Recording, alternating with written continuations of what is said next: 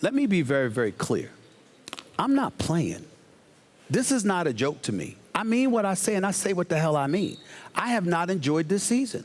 I have been to a handful of games this year. You are talking about somebody that has covered the NBA for over 20 years, that went to a minimum of 150 games a year throughout the last 20 years. I've covered this league. All of these folks that want to talk about it, they talk about the blogosphere, and you got beat writers, and then you got feature writers, and then you got radio personalities. Well, guess what? I've done it all.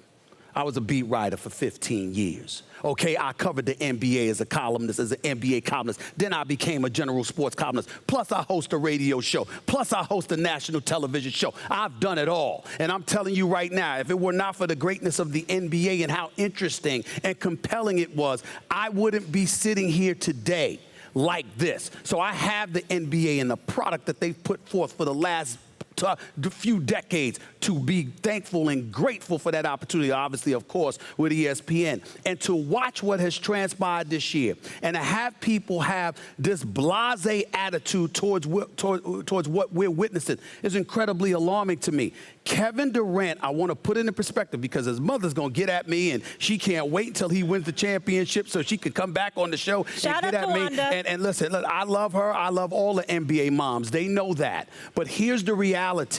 Kevin Durant is not some marginal player. Kevin Durant is not some average player. Kevin Durant ain't even a star. He's a superstar. Kevin Durant is one of the top 2 to 3 players on the planet. He's 6'11". He could score 30 in his sleep. He may end up his career as the all-time leading scorer in the history of the game of basketball. And he was on a team that was 48 minutes away, not once, not twice, but 3 different times from a berth to the NBA Finals. He loses to that team. And then a month later, he signs with them. And they're the all-time winningest. Hold on. They're the all-time winningest team in a single season. They have the greatest shooting backcourt in the history of basketball. And unlike LeBron when he went to South Beach, there's nothing to really develop other than his individual chemistry, which is easy because he's so unselfish as a star. All of those things come into consideration. And I'm saying, yo, the level of competition, competitive fervor, and all of that comes with it, I had been stripped of until these finals arrived. I'm talking about as it pertains to the Warriors. Now you're stripped again. You are making the mistake that many in the media often make, as though you're speaking for all the fans. Yes, you're in the media, so you have to go here, you have to go there, knowing that there's no hope, go to all these different locations. And as a member of the media, it wears on you. But let me tell you what fans experience. Oh, really? Yep. I want to hear this. Let me tell you what fans experience. So you know what the fans experience more than me. I want to hear this. In the nosebleeds. In life, there are trade-offs. Okay. All the time. No matter how good an opportunity is that you take, you've traded something else off. You can only live one life. Fair enough. You choose this door, that door closes. That's the way it goes. Okay. This Warriors team is discussed as maybe the best ever. Okay? Mm-hmm. This is what happens during a season where you're witnessing maybe the best ever. So if your argument is that the Warriors ruined the season, what you are also necessarily arguing is you never want to witness the best team ever. The 71-72 Lakers won 33 in a row, destroyed everyone, won the championship. The 95-96 Bulls won 72 games, destroyed everyone, won the championship. And now this Warriors team rampaged through the league. They're going to win the championship. If you are saying that they ruined the season, you are also necessarily saying that you're someone who never wants to live through a season watching the best team that ever do it. That's your prerogative, because it does take drama out of the season. But there are trade-offs, and eventually the best team ever will exist. One thing, Max, they didn't just ruin the season, they ruined the finals.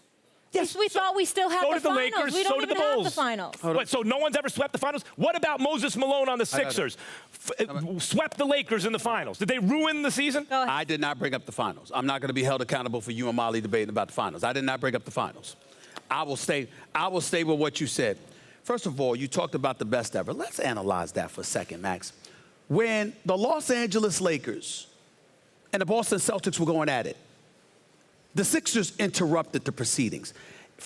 not just from the standpoint of winning the championship in '83. There were times where we literally looked at Dr. J, Julius Erving, and the crew, even when they had Darryl Dawkins, Caldwell Jones, they had Andrew Toney, they had Maurice Cheek, stuff like that. We thought that, okay, this could go either way, and then Dr. J came up short. When the Pistons couldn't get over the hump with Detroit, they had a chance. When the Bulls couldn't get over the hump with Detroit, they had a chance. What I'm saying to you is this: we were waiting for something special other than just the finals because we anticipated. Suspense was provided to us. That's how the league became what it was. It was on tape delay when Commissioner Stern took it over. All of a sudden, it's now become a multi-billion-dollar conglomerate. Why? Because they sold suspense. So what's the question or the point? So what I'm saying to you is this.